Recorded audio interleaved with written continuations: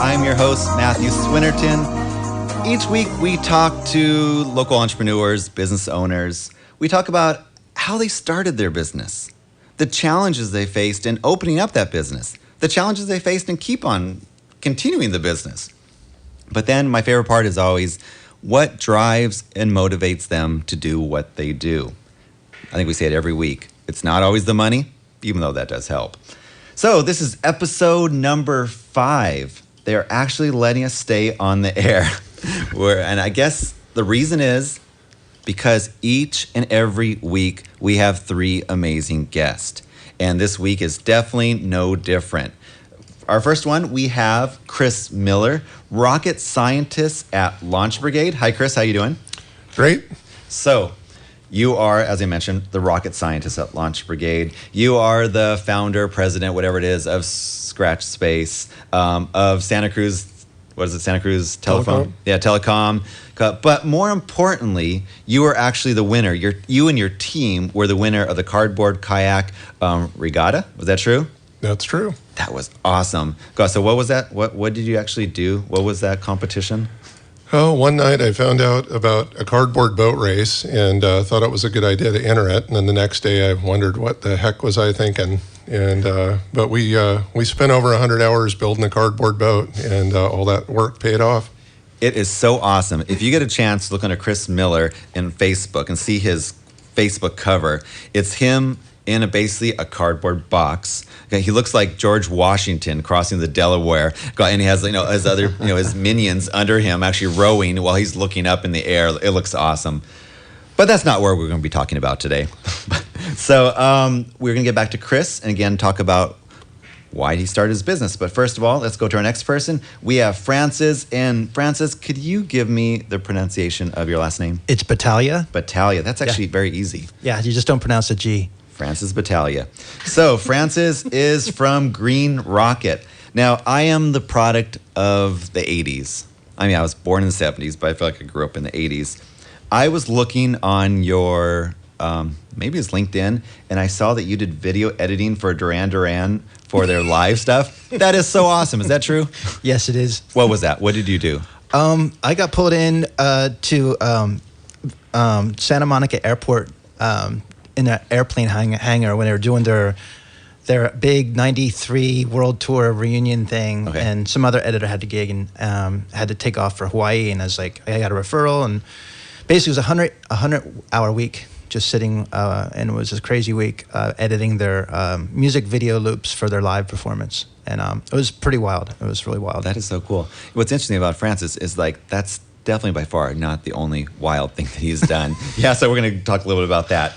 And then we have Ryan DeWitt, and he is the owner and coach at CrossFit Up and physical therapist and owner at DeWitt Physical Therapy. Now, I have a question for you, Sure, Ryan. I am 140 pounds on a good day, 5'6", drink Mountain Dew every day. I go to Taco Bell basically just to drink Mountain Dew. It's terrible. Okay, we got to talk. Yeah. Yeah. Well, I mean, am I the right person to go to CrossFit? And like when I think of CrossFit, I've seen some pretty funny videos of people go to CrossFit because they're so extreme. Okay, stop intense. watching those videos. Yeah. Stop. Could you benefit from a healthy lifestyle and fitness? Yeah. Absolutely. Of course, everybody can. So, anybody, it's really something that is it can be appropriate for pretty much anybody. It's very scalable, and again, what we're trying to do is just make people better, healthier, stronger, et cetera. So I can walk around and say, I did my WOD today? You could say that. I had to Google that myself. I'm like, what are they talking about? We just have to get you off the Mountain Dew first. Okay, yeah. That'd be a criteria. November 1st. There we go. That's my target. That's a longer story. I'll tell you about that later. There we go. Okay, and then we, wait a minute. That's it. That is our 3 guests.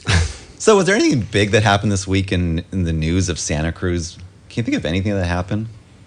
You know what? Coming up blank. I was too, actually. We did, though, have the big Eat Local First, Think Local First event that we had this morning at the farmers market. And, it's amazing when I think of all the businesses that we have in Santa Cruz. We have such an eclectic group of businesses. And this morning, I was looking at there. We had like Penny Ice Creamery and Assembly and Picnic Basket. They had a booth. We had Pleasure Pizza, Marianne's Ice Cream, Mission Hill Creamery, everybody was out there, and it's like we have such a great group of entrepreneurs in town that are like making there's like these boutique kind of businesses, and then expanding it. I mean, if we think about like Zach and Kendra from the Penny Ice Creamery, it seems like every month they come up with their new invention. So it's really a great time to be in Santa Cruz, and our three guests that we have today are really a great example of that. So I'm going to get right into it. But if you have a question for our guest, call 831-479-1080. That's 831-479-1080. For all our shills out there that we had ready to call, this is your time. No, I'm just kidding. We didn't have any. And if you have a comment, Matthew at eventsantacruz.com. So I'm going to get in. I want to start with Ryan. So Ryan, what was it? What was the initial bug that got you into physical therapy? I grew up playing sports right here in Santa Cruz County, and I, at one point, had developed a little bit of an elbow injury playing baseball, and I went in and saw a local physical therapist, and he watched the way I moved and gave me some exercises, and just in that, I was like, wow, that was really cool. Like somebody assessed me and watched me move and gave me like a way to correct it. And as a kid, I always took things apart and put them back together. So I kind of like that analysis part of it. You can do that to your body. Correct. Yeah, and it just stuck. And being able to apply that to anatomy and physiology. And then there was that, I've always really enjoyed helping people. So it was my way of kind of taking, an analysis, helping somebody as well, and mechanics and all these little things, and it's like, wow, this is kind of perfect for me. So you went to school. Correct. And you became a therapist. Mm-hmm. Worked for a couple therapists before you went off on your own. I did. Yeah. Why? How did you, I guess not more why, but how did you make that jump from working for somebody to actually opening your own therapist? That was a big jump. That was, I guess it's that leap of faith that everybody always talks about. I had always had this idea that I wanted to own my own business. Both my parents owned their own businesses, and that was just something that was very natural in my upbringing. And that idea of how do we relate to my patients, and what kind of responsibilities do I just take just because of who I am? It seemed like, well, this is kind of how I want to do things. So if I had the opportunity, it'd be great. And the opportunity presented itself, and I just went for it. Did you feel like I know you mentioned that you kind of had that mentality, mm-hmm. but were you, like when you were a kid, did you have a lemonade stand, or were you? I did not have a lemonade stand. I actually I had other, I guess I had a version of a lemonade stand.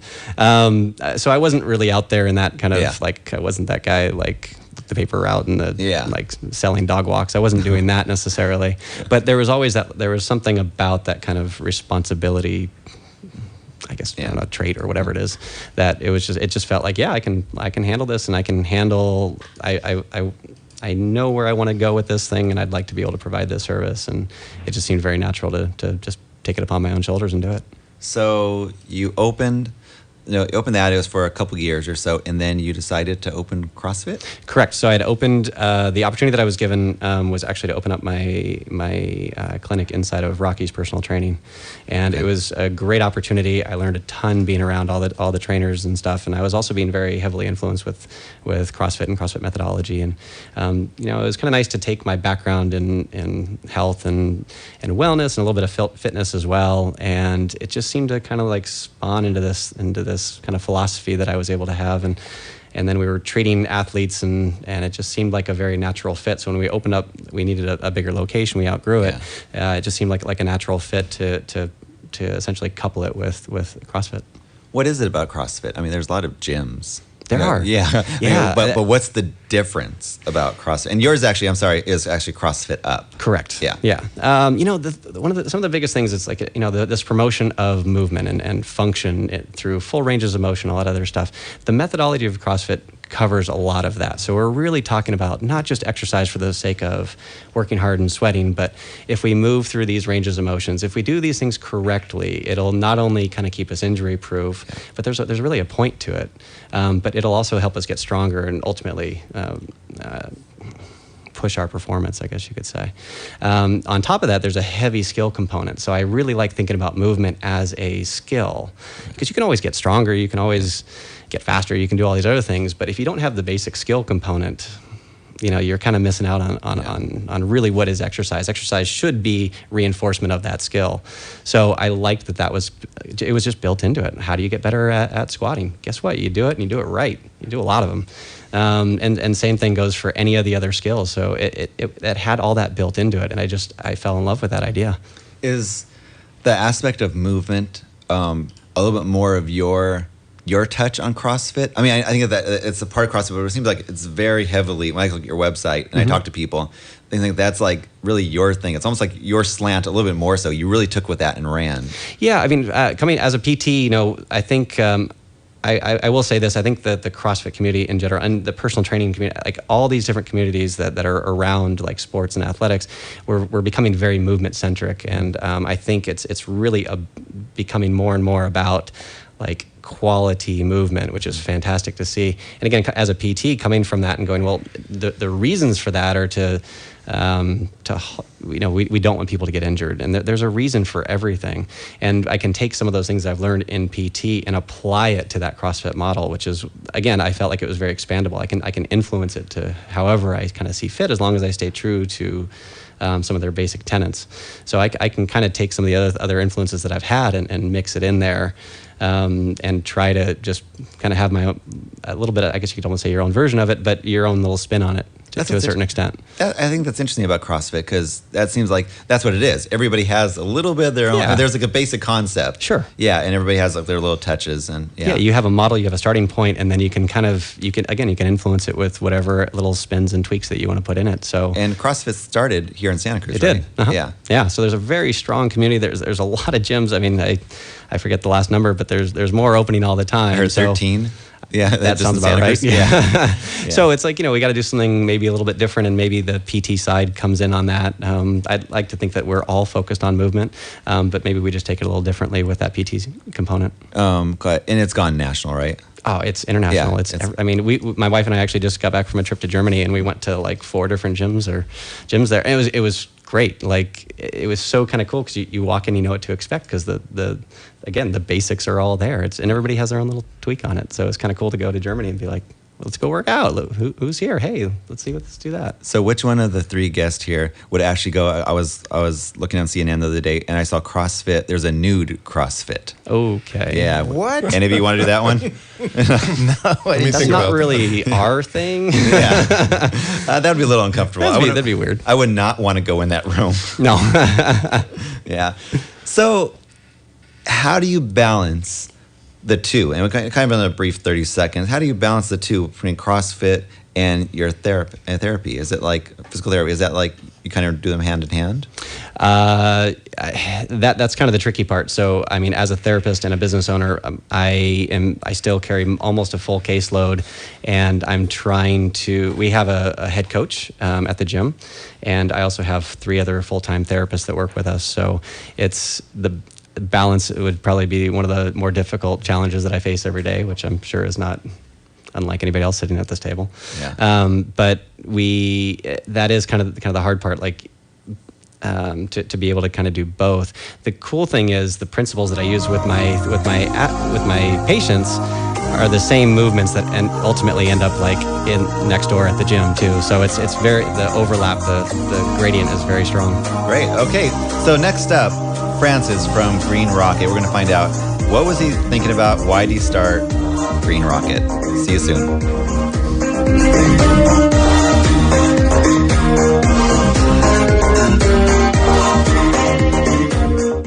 The first thing they look at is your shoes. Hi, I'm Ellen Gill. And if they see you in shoes and socks from Sock Shop and Shoe Company, they'll likely look up to you. Hello, I'm Eric Gill. Sock Shop and Shoe Company has proudly outfitted Santa Cruz County in the best footwear for more than 25 years. And with your support, we've turned our little Sock Shop and Shoe Company into a one-of-a-kind shoe store that attracts shoppers worldwide. As the quintessentially locally owned Santa Cruz store, Sock Shop and Shoe Company proudly supports the efforts of Think Local First to promote the locally owned and independent businesses that make our community a special place to live and work.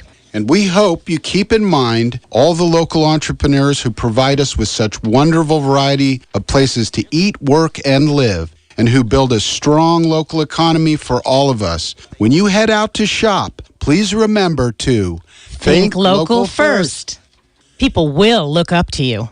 From apples to zebras? Well, you can buy anything online, except peace of mind and professional, caring advice. Hello, I'm Matthew King of King Insurance and Financial. Our family-owned agency is celebrating its 50th anniversary, providing Santa Cruz County businesses and residents with valuable advice. King Insurance is proud of being recognized as experts on the Affordable Care Act, better known as Obamacare, as well as on the insurance products you need to protect your business, home and auto, and on the life insurance and financial services you need to protect your family's future. Celebrating our 50th anniversary with you is an important milestone for us. Whether guiding a devastated client through the loss of a home fire or advising everyone through the confusing and unsettling new healthcare laws, we're always proud to be here for you. Yes, you can buy just about anything on the internet, but if you want peace of mind and professional, caring advice, call on King Insurance and Financial, a proud member of Think Local First, 688-1434, or visit us online at santacruzinsurance.com. Welcome back to the Think Local First radio show. I am your host, Matthew Swinnerton, and I am joined today with Chris, Francis, and Ryan. Now, of course, to have the show happen, to pay for it, we need our sponsors, and we thank you so much for the support. We want to thank Jabico Enterprises and also the Sock Shop for all of their support, basically supporting Think Local First in their community. Okay, so we're going to get to Francis Battaglia. So, Francis, what do you do? We talked about it during the break. What are you? Do you do video production, editing, filmmaker? What is it? Concept to finish is what you say, and yeah, it starts with shooting and it goes through editing and post production, and that has to do with all kinds of projects. I've been basically shifting a focus from making. I used to work on really high end stuff as just a visual effects artist, and that was fun and all, but working on some projects that were, super expensive and, it was so out of reach of the normal business owner and all that, you got a sense that there's another way to go, and it's been shifting and shifting and shifting for 10 years. And then, so basically I've been figuring out ways to leverage video, making quality video, and then leveraging it online, and using web technology to leverage video. So you can call that online content marketing. You can call that being a digital strategist, all that stuff. But it starts with knowing how to make quality video, and then knowing how to leverage that in terms of marketing. So that's what I do now. So what are just to give the audience maybe kind of an example, like what are kind of the projects that you really like to work on? Yeah. Well, the ones that are most fun are usually ones that come out of left field, and they're just like, hey, we got a movie, can you edit it? Or do you have do you want to go shoot in South Africa, for some guys, a big wave surfer who, Chris Burdish won Mavericks in 2010. Mm-hmm. Literally lucky things like that, and just basically knowing people from a long way back, every now and then things pop up. So those are really fun, but I can't really count on them, and they're kind of as a contractor. So I still do that. I'm a freelance contractor, but wear different hats for different jobs. But I'm basically developing Green Rocket as basically just a focused way to use video as a vehicle to promote projects and businesses worth promoting. So I guess you're definitely a creative type. I mean, like, okay, if you're gonna think like, if someone asked you, are you more business type or creative? What are you gonna say? I've always been kind of a technical nerd. Okay. And I've always been a creative type as well. So I definitely, do you think business wise though? I don't have I was into economics in school a bit, but I don't have like a business admin, I'm not super business savvy. That's a hard mesh to do usually as a creative person. I mean, when you think of creatives, a lot of times you think of like, the starving artist. Right. Yeah. Right. I mean, like I look at your work, it's like, it's amazing. But it's like, you're a one-man show that does everything. Yeah. A lot of creative types, and so many people wear different hats now. And as you mentioned on the break, buddies like Chris McGilvery and other creatives who can edit and they can shoot and they can do all that. And it has become more accessible with the software that's available on your laptop now and the cameras. So anyone can make stuff now, for sure. It's a lot more accessible. So while we're talking, since we're all in a multitask world, what is your website? GreenRocketDigital.com. So greenrocketdigital.com. Go to his website while we're talking. Look at like all of the brands, all of the stuff he's worked on. I mean, it's crazy. I mean, Star Trek. Yeah, that was a couple years ago. That was crazy. What was that? Basically, I got caught in, and it's a long story, but it was for CBS Digital in LA, and I was working on a buddy's startup, and I was cutting a documentary, and they were like, "Come on in." I'm like, "I'm really busy." I'm like, "No, come on in." I said, "No, I can't." And of course, they weren't. A month later, like, "Come in, come in." So I came in, and I basically had an opportunity to basically remaster stuff, classic TV shows from the 60s and 70s, and even the 50s. It started there, and basically CBS Digital they had the 35 millimeter masters from like Rawhide and Star Trek and all these cool shows, and they were basically putting them back together from scratch. So we were putting together puzzles from the 80s, pretty much, edit decision lists, that can't, and I was started as an editor, syncing up the picture and the sound. Okay. And then I went to visual effects, and then I was a visual effects editor for that project, and it was really fun for about 3 months, 4 months. So But, just think very about challenging. it. This is the kind of talent that we have here in Santa Cruz. That is awesome. Okay, so let's move on now to Chris Miller. I think I've known him for a little while here. You're an auto mechanic, right? It was. Yeah, it was. So, auto mechanic to rocket scientist. Give me that story. No, give me the timeline.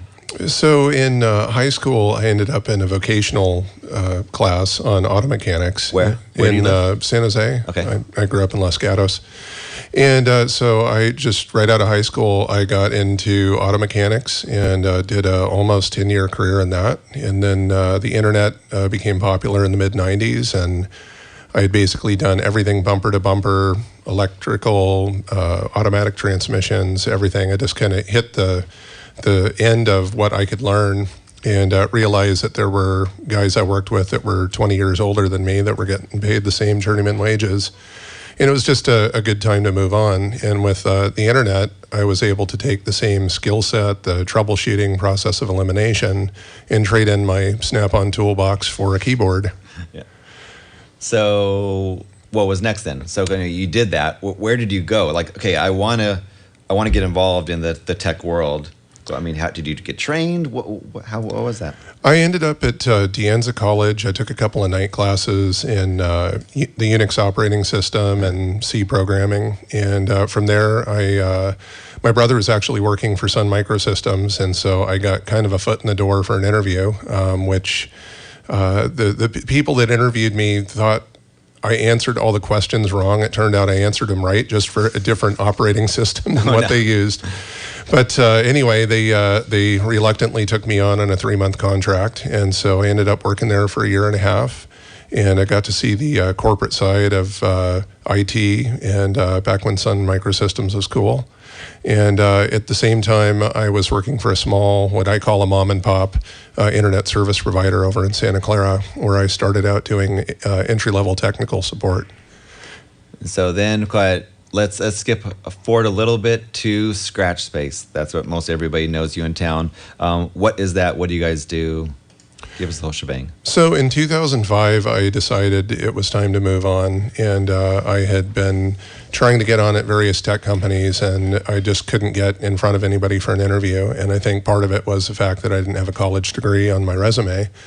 And I was also concerned about being unemployable at 45, and so I decided to go out and make my own money. And one of the things that I learned at the internet service provider was that the customers trusted us, and they needed help with other things beyond the service that we provided, and they just didn't know who to turn to.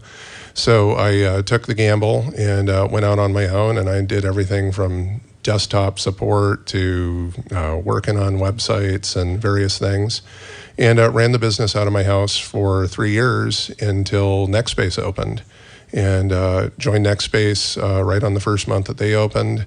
And it was really nice to get out of the house and into a workplace with other people and start networking. And that was one of the keys to growing the business. Awesome. So you started Scratch Space. One of your offshoots of Scratch Space, or DBAs, I guess you would say, is Launch Brigade? Yeah, Launch Brigade is a website development company and marketing company. And that actually spun off from an experiment that we did about a year and a half after joining NextSpace. I had an idea about putting together a training program, and we would bring in students from the local colleges that were entry-level programmers and train them to do production software development. And we'd offer the training for free in exchange for the code that they provided.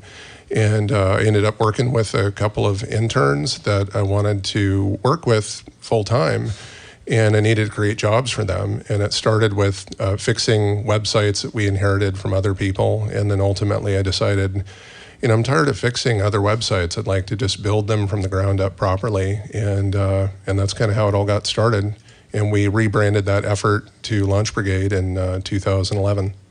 What I like about Chris is, he has a pretty big team of like 10 or so people there. And you never take credit, I think, for anything. It's always about your team. You always put your team first. Yeah, and if there's some awards thing that I've seen you at, or anything where you're launch something that's exciting, it's not just you on stage, but it's your whole team on stage. That's so important. Yeah, so I really appreciate it. I think that a lot of other people do, and they notice that. So all this stuff sounds golden and rosy. You guys took the challenge of being entrepreneurs, and it worked out great. You guys are making a lot of money. Everything's awesome. We know that's not always true. There's challenges. that is stressful to start your own business. Got wives, partners, where they, sometimes they're first thing wait, why are you doing this? Your family, why are you doing this? Why don't you just get a normal job? Yeah, there's things that keep us up at night, that stress us. 2 a.m. What wakes you up at 2 a.m, Ryan? I'm very fortunate to have a tremendous amount of support from my wife and family, and my wife is actually even our vice president of everything, which is awesome. So she has another job also that's actually so she's got that. She does a lot. Yeah. The things that keep me up, it's usually it has to do with again, I shoulder a lot of that responsibility. So it's we have a staff of 10 people. So that's 10 people that I am very responsible for, from their day to day, being able to pay their bills and hopefully have a great place to work and all these other things. What was the stressful challenge of starting either practice? I think it's kind of the unknown. Really, I've always been kind of well, you do this, and then you do this, and you do this, and this was off the reservation for that, for sure. So there was a big financial question mark where you go, I'm going to try this, and I want to see how this goes. And you make these decisions, and you work really hard, and you hope that it all works. And that's for me, that adds a lot of stress, because you don't know until it works, or it doesn't.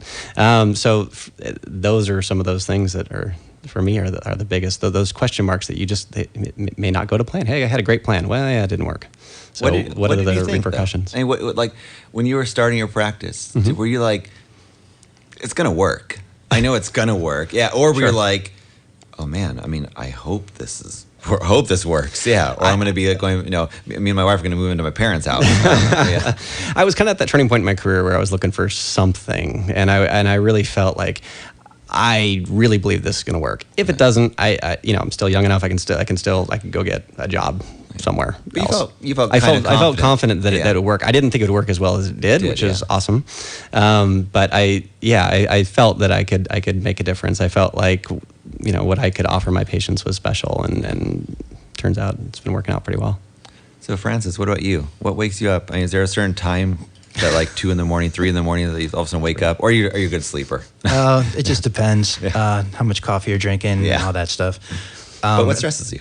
I guess it is a little bit of the unknown, and sometimes it's not knowing which direction to go. If you have a project that's really has a lot of potential, but it's not quite coming together quick enough, and you're really into it, and you're thinking about it, and you're strategizing, but it's just not, it's not coming to, it's not manifesting.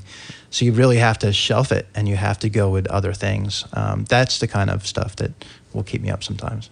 How about customers? Clients, I would say. Clients, yeah. I mean, they're not all perfect clients. No. Yeah. It's really embracing the imperfection of things and compromising for sure in my own work and, a little bit for sure. That's interesting, compromising, because it's an art form. Yeah. But you have someone telling you, like, no, I want this. Yeah. And for me, I mean, I totally acknowledge there's brilliant creatives and you can make brilliant things together without a budget. But if it isn't visible, if it doesn't have the distribution part of it for video and media, that's a big hindrance. So for me, it's looking at different personas and target audiences, local businesses with products, or services, versus like brands that are larger and work in different cities. Those are different kind of markets, and so my big thing right now is developing best practices for getting small businesses ranked on Google with video. So, and I know I can do that, and it's just a matter of figuring out all the proper steps, and then so that's a go, because I do want to help develop the local economy and local businesses. I think it's really important. So what's your best practice for if a client approaches you? Mm-hmm. Are you like, because there's some clients that just might not be the best fit for you. Yeah, do you like kind of vet that right off the back? It does happen. Yeah. It does happen, and that happened to me recently with a technology company. It was over the hill, and I was like, I had no idea what they were talking about, hybrid cloud stuff. And I'm like, what is this? And they're like, well, can you animate it? I'm like, sure. I don't know what it is. It took 6 weeks to figure it out. Yeah. And it wasn't, but it worked out great. But you have to get over that hump, and you have to basically dig in deep, identify with the client, what really makes their thing tick, and then learn how to conceptualize it and turn it into animation. Do you do it in a way so that took you 6 weeks to understand that? I mean, do you okay, I know this is going to take this amount of more time. Mm-hmm. I have to budget that. Yes. Because, I have other jobs to do. Exactly. Whatever. Yeah. That was a commitment, and they signed on to it. And it was more about the language. I didn't quite understand what things meant, and it was because it's so technical. Yeah. But getting through it, and then once you get fluent in that language, then you can write the script. And it was all about the script in that sense. Chris, it's your turn. What stresses you? What keeps me up at night? Work-wise. I've got to relate to Ryan. Having employees is a big responsibility, and it's, on some level, I kind of feel like the dad. There are a lot of mouths to feed, and, as business owners, we're always the last ones to get paid. So there's usually that time at 4 o'clock. Good business owners. Yeah. All business owners should think that way. Yeah. But there's usually that 4 o'clock time in the morning that I'll wake up, and it just becomes a money machine. Money in, money out. Well, let's talk about that soon. Okay, you're listening to the Think Local First radio show. Stay tuned for our sponsors, and we'll be back in 2 minutes.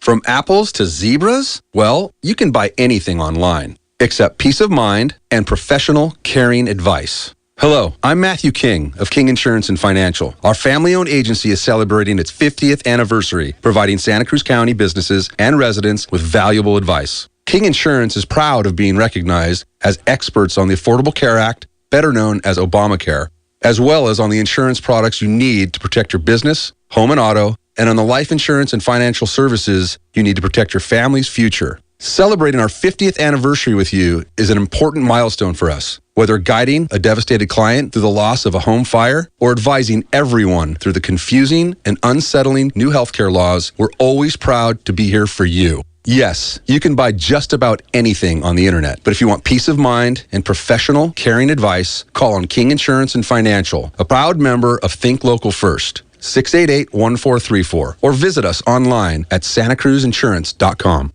The first thing they look at is your shoes. Hi, I'm Ellen Gill. And if they see you in shoes and socks from Sock Shop and Shoe Company, they'll likely look up to you. Hello, I'm Eric Gill. Sock Shop and Shoe Company has proudly outfitted Santa Cruz County in the best footwear for more than 25 years. And with your support, we've turned our little sock shop and shoe company into a one-of-a-kind shoe store that attracts shoppers worldwide. As the quintessentially locally owned Santa Cruz store, Sock Shop and Shoe Company proudly supports the efforts of Think Local First to promote the locally owned and independent businesses that make our community a special place to live and work. And we hope you keep in mind all the local entrepreneurs who provide us with such wonderful variety of places to eat, work, and live, and who build a strong local economy for all of us. When you head out to shop, please remember to Think local first. People will look up to you.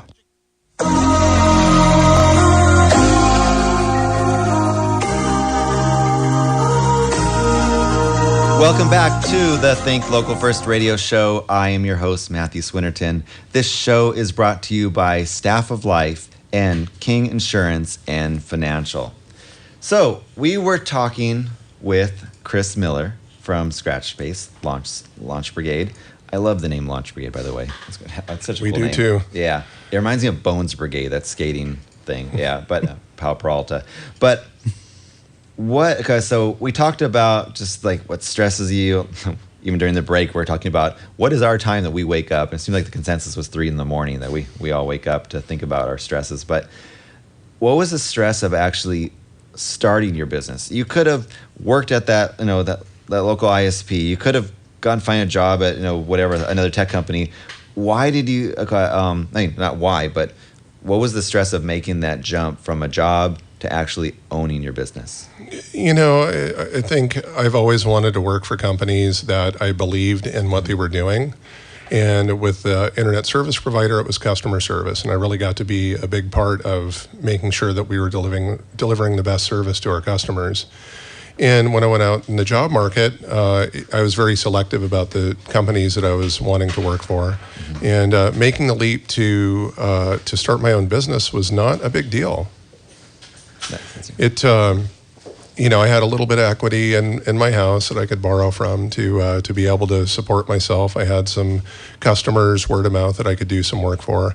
I think the stress comes when you try to go from one person to a larger company, and that's a really difficult problem to solve. Or if you go from like 0 to 60, like I know I don't have any money to feed myself, or I don't have any clients. You had, like I said, a couple of clients to kind of bridge the gap. And I think with entrepreneurs, a lot of times that's what a lot of people recommend is, if you have a job, maybe you should do the night job or something, or your entrepreneur thing at night or something, just to bridge the gap somewhat, because it's hard, just to go from, again, 0 to 60. But some do, and be very successful. So those are the challenges. That was the sad part of the show. It was all stressful, yeah. But why do we do this? We just talked about it. Ryan just mentions, as entrepreneurs, we're different people. I mean, not everybody wants to take that challenge. Not everybody wants to take that risk, because it is a risk. But it's funny, because as entrepreneurs, we think the opposite. We almost think like the risk is actually having a 9-to-5 job. You can get fired. I have no control over that. I have no control over the service that's being done. I have no control over my pay. I'm just at the whim of them. Why do we do what we do? And when I think, and I don't want to steal anybody's thunder, but when I think of the 3 guests we have, and actually almost all the guests we've had for the last month or so, it's a lot of it's about helping people. I mean, Ryan, you talked about, it's amazing to see the transformation you've seen in people. Absolutely. Chris, you make people's livings in a way. You set a website of them that helps them support themselves. I'm going to get right into it. Ryan, what motivates you, what drives you to keep on doing what you do? Great question. Like you said, I get to help people. So having them, really at the heart of it, we're trying to help people just feel better, move better, and even perform better. And when people are like, that helped me so much, I can now go back and do something. That's such a huge reward, and they send their friends in. They write us a Yelp review or whatever it is. It's something that's so great. It's like they're so appreciative of what we've been able to do for them, and then also being able to so that kind of gets me driven every day. And then we've been very fortunate, as you kind of alluded to with the whole team thing, Chris. Like, we've been able to surround ourselves with some amazing therapists and just team players with our front office, our gym, everything. So we've been building this thing, and we've all been like had fingers in crafting it. And it's just when we start changing other people's lives, or people are thanking me for something that I didn't even, all I did was like create a place for, these other therapists to work. And they're like, hey, thanks, you have a great place here. I'm like, well, you worked with so-and-so, that's awesome. Like that's just such a good thing. I feel like I've been able to create something that's helping more people than I can even just help by myself. So that reach is one of the really cool things. Do you also feel it's just you're doing what you enjoy? Yes, as well. I mean, and that's huge. Like for me, like I think that's one of the things that's continuing to drive me. It's like I've been able to kind of shape this thing and mold it into the direction that I want better than I ever dreamed, really. And now it's like, well, man, where can I get this to go? Like, I want to work with the patients that I want to work with all day long. Then it wouldn't even be like work. It'd just be fun. Yeah. Just me playing all day. That would be awesome. So we like that kind of drive, and every week we get closer to doing that, and it's so encouraging, and it makes everything so fun. So that would be better probably than in a cubicle 9-to-5 job. Oh my gosh! Like you said, I don't even know what I would do, or even I get up and go to work every day and do the same thing, or like do the thing that I don't really love just for I guess I could. Would I be happy? No. Mm-mm. But you're fortunate that you are able to be in this position. Correct. Not everybody is. No. Yeah, I mean, a lot of people they are stuck financially, whatever, in their position. So we are very fortunate to do it. Yeah. You also brought out, I thought was interesting, is that you're surrounded by like this team that you've created. I mean, one thing I know for entrepreneurs in general, I love that you can create something out of nothing. I mean, that is so cool that you can do that. So I think of Francis, like, there's nothing there on his computer in the camera. And all of a sudden, it's like this work of art. It's totally awesome. But I guess that was a side point. But you have this team that you put together. You're like a very social entrepreneur in a way. There's some entrepreneurs, I'm not sure if maybe, Francis, if this is you, that's more like a solo entrepreneur. You're like, are you in like this dark room on editing all day? It's okay. Or do you actually the opposite? Sorry. I just used to work with teams a lot, and as an editor, you were in a cave for a year at a time, and you'd be like, God, I don't want to do this. I want to get out and see the world. So that's why it started to like, and working on teams is great, but I also have a very strong DIY ethic too. Mm-hmm. So, and not everybody always does. Right. So it's hard. So you sometimes okay, I'll just do it myself. Right. Yeah. Sometimes you get tired of bureaucracy and all the hurdles. But that is hard, say with Ryan, you have a team. Sometimes maybe you want to do everything yourself. It's like, I know it would be faster if I just did it myself and explain it in a way. Or this therapist is not doing how I would do it. You have a certain training mentality. How do you get over that? Yeah, I mean, the nice thing that I've always realized that you can't make, I guess you can make somebody do what they want to do, but it doesn't always come from the right place, right? So how do you kind of guide it and kind of say, here's the vision, here's the philosophy. Can we surround ourselves with people that are going to do that? And growing a team, this has been kind of being that mentor, because doing it myself, I don't have the capacity for it anymore. Like, this is too much to do.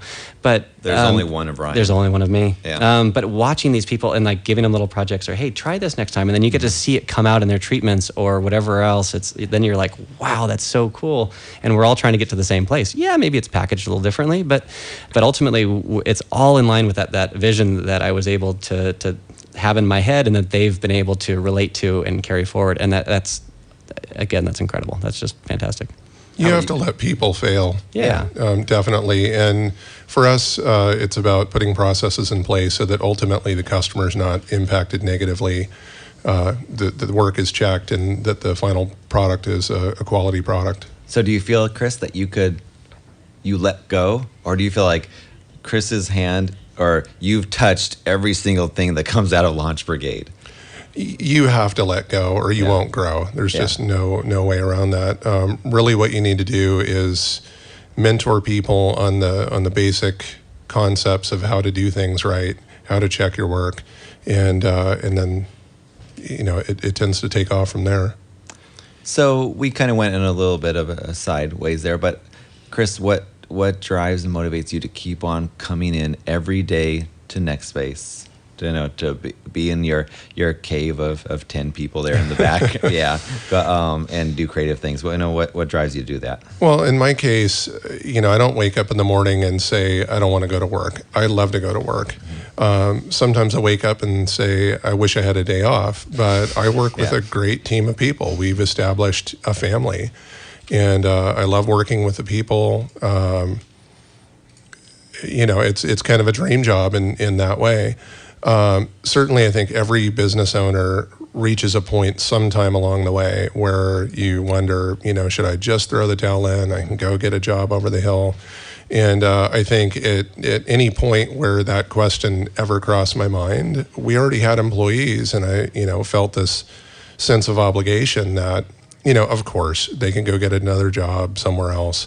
But they had supported me in building this thing up. They had followed in, my beliefs and my vision and supported me. So I just didn't feel that was an option, that I'm not going to let them down. Let's just continue building something great together. And I think that's what really keeps me motivated. And I think it's, you've created an atmosphere or environment where, you have Bennett, Albert, Judith, Greg, the whole team, whatever, that's like so excited, I think, about the certain projects that you work on. And it's such a team effort. And I know you're talking about, in a way, loyalty to them, but I think they have loyalty to you. And that's such a good thing to do as a business owner, is create that atmosphere. Like I said, it makes it more enjoyable to go to work. You don't want people resenting you and not wanting to be there. Yeah, especially if you're just in one room. Well, and the other thing is I don't have all the answers. As entrepreneurs, we're constantly learning. Maybe that's another motivating point. And so it's about working together to figure out what the answers are and to provide solutions for our customers. I think, though, with your group, it's like when I think of your group, I don't think that y'all also know all the answers either. But I know that Chris could figure it out. I think that's whatever it is. I know it's like, okay, he's the rocket scientist. He's the one that, if I give him a project, he'll know how to figure it out somehow. Yeah, I think I do a lot of the product development. That I'll come up with a strategy for carving out a particular part of business and working with the team to get some of those answers, and then we try to productize or make that part of our business process when we reach those goals. So how about you, Francis? What drives and motivates Francis? I do thrive on collaboration and that win-win spirit. I do I like helping people, and it's fun to bounce ideas off people and find the best solutions. I was thinking about collaboration and alignment, so you want to align yourself with people who can sort the problems you need to sort. Just kind of, basically innovating, pushing things. There's new things happening all the time in technology and creative software. So it is a nonstop learning thing, and you can't do it all yourself. So you have to basically build teams, and that's fun for me. So you just mentioned collaboration. And it'll prop out to Nextbase. Yeah. For co-working and amazing. That whole thing. That's been huge for me. So thank you, Nextbase. I'm sorry, Chris. Oh, I would agree. I think the turning point in my business was moving it down to Nextbase, collaborating with other people, and then from there the connections built. And you kind of feel like you hit that glass ceiling a couple of times trying to go from 1 to 2 people, but finally when they crash through it, Nextbase has been totally supportive. The company and the community around it, and all of the things that we've done, even most recently, just getting votes so we can try to get a grant. Yeah. So just to be clear, Jeremy Nooner, we'll be sending you the invoice for that commercial. But wait, I don't want to let that go because it's on my notes. What is that grant? What are you talking about, Chris? So Chase Bank with Google is going to give out 20 grants next year in January. And you can qualify for a grant if you can get 250 Facebook people to vote for you. And this is where you really figure out your circles of influence and do your promotion. I felt like I was fundraising in a way. And but as of a couple of days ago, I guess Thursday night at 9:15, we got our 250 votes. So we'll be eligible to compete with probably thousands of companies nationwide to get one of these 20 grants. But from what I heard from your project manager, is that you need more votes just in case. So how would they vote for it? Where do they go? They would go to missionmainstreetgrants.com, Okay. Punch in Santa Cruz or 95060, Okay. and then all of the businesses in Santa Cruz that are trying to get grants, you can vote there. Okay, great. Okay, so we mentioned about collaboration. Show's round is wrapping up. I wish we had another hour here, but it just seems, I'm not sure if it is Santa Cruz in general, or if this is just like, in every place in the world you have these groups, but it seems like we're very collaborative, our community. I had Erin from the Paradox. And Mark. Yeah. She was the one that introduced me to Ryan like 5 months ago. Like, you should have him as a speaker at Event Santa Cruz. I've worked with Chris on I don't know how many projects. Francis, we worked together. You made a great video for the Nexties for me, and we've worked with the Santa Cruz Film Festival, local stuff. It seems like everybody's constantly, cross-pollinating. I don't know. But like Next Space, like as soon as Chris puts out, hey, I need some help, it's like in days we all come together and we make sure that he gets enough votes for this grant. It's constantly like that. Do you guys think that that's just our little town, or what do you think? I think there's a lot of it that we're a grassroots community. Yeah. That we've been nestled next to Silicon Valley, but not been considered a tech force. And a lot of us have been committed to changing that, and all of that effort is starting to be realized now. Yep. So that is it for our show. Again, I wish we had another hour because there's so many more questions that I have.